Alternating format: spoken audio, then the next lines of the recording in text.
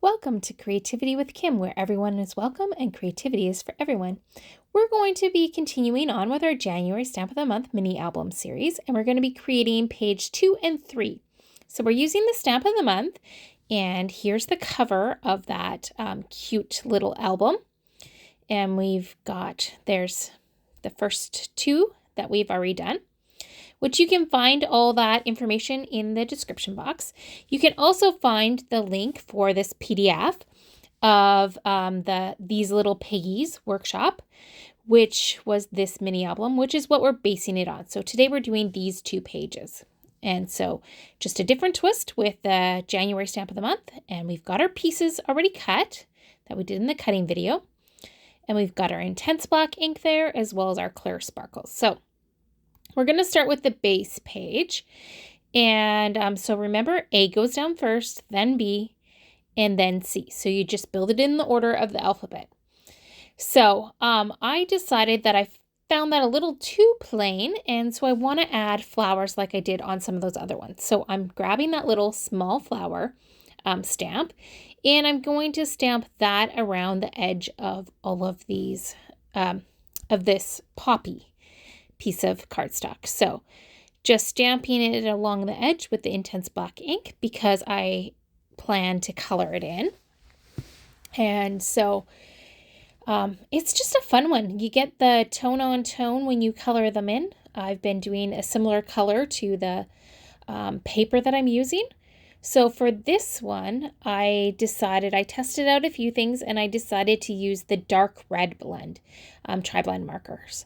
Now our tri-blend markers are by Spectrum Noir and they contain 3 different shades. So they're great for coloring in images and because you can blend them so easily. Now for this particular image, I'm not worrying about blending, but I'm just going to use the lightest shade of that. And I'm just filling in the flowers, not the stems, just the flowers.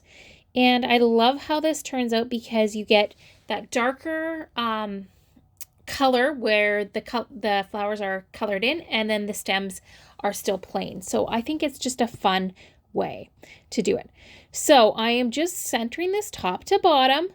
It is a little bit different on both sides, right? So now for this image, I want to use that bunny where the 2 bunnies are looking at each other and holding hands.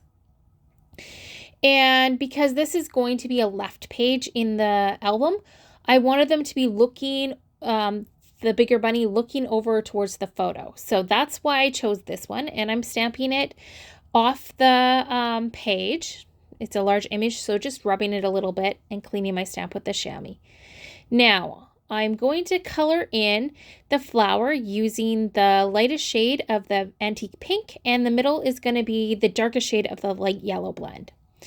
And then I'm coloring in my bunny rabbit using the brown gray blend. And as I color this image, I'm doing the darkest shade first in some little areas. Then I'm going in with the medium, which you can see me doing right now. And then I do the rest of the image in the lightest shade. So that's how I colored the bunnies and got a really nice blended look. Sometimes I went over the image a lot more with the light shade, and that just helped blend out the darker areas that I thought were a little too dark still. So you'll see that as I'm coloring in this large bunny in particular. I found that I had it a little darker than I wanted around that tail portion, and so I go over it several times here just to even out that color a little bit.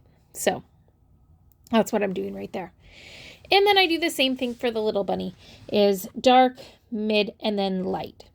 So that's the fantastic thing, is I've really been learning how to color in my images even more. And I think I've grown in that way. So like me, if you keep practicing, you will grow. Now, what I forgot to do, and I really like the look of, is I forgot to ink the edges of this piece with the black ink. So after I did the video, I pulled it off and I inked the edges with my intense black ink pad. Just ink pad straight to the piece of paper. And you'll see that in the still photos. I was debating putting on clear sparkles and decided that I liked it without. So I'm just going to add this page into my album. And this is a great journaling space. So all that blank space, you could draw pencil lines if you want, which you could erase later, but you can document or tell your little stories about the photo in that space. And so really that's a lot of these pages are areas that you can document the stories or the things you love about whatever the photo is that you're telling. So just trying to figure out for page number 3, which way I wanted the colors to face up. So I decided to do the opposite of what originally it was when I cut it, because I liked the darker ones. So you want to make sure that it's shorter on the top, and then you're going to tear about 1/4 inch off from each side. And if it's not quite enough, then you can redo it, or like tear off a little bit more. So you're going to tear towards you. And I decided that I wanted to add doodle marks to the edge of the base, because that just added a little bit more interest. So I'm just adding some little slash marks on there too. Kind of looks like faux staples on there. And then I'm going to just put that piece of willow down flat. Now our sentiment is going to go on this yellow strip, and we're stamping "You Make Me Smile." And it's a really cute little sentiment. And we're going to dovetail this piece afterwards. So I think it turned out great. And next, we're going to grab our little flowers again.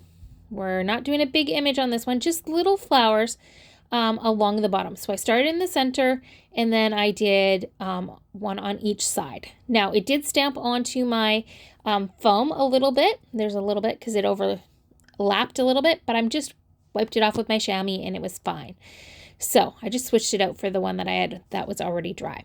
So I'm coloring that image. The inside of the flowers is the darkest shade of the light yellow. Then I'm doing the stems of the flowers, as well as the lines on the little the larger leaves with the darkest shade of, or the darkest shade of the citrus green, and then I did the lightest, or the medium shade of citrus green for the rest of the greenery.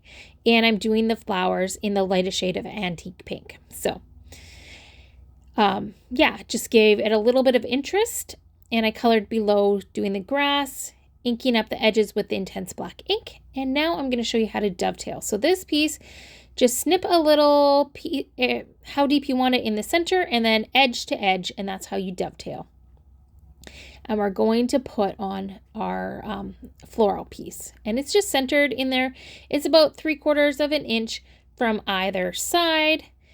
And then I thought that sentiment piece is just a little too plain, so I decided to add a little bit of doodling along. So I added a doodle line, just drawing my arm straight back on both sides. And then I just went from the center of the dovetail to each edge. And that's what I find easiest for those dovetailed areas. So adding some adhesive on there and sticking that down, just kind of eyeballing it where I want it. And it's about 1 inch up from the bottom.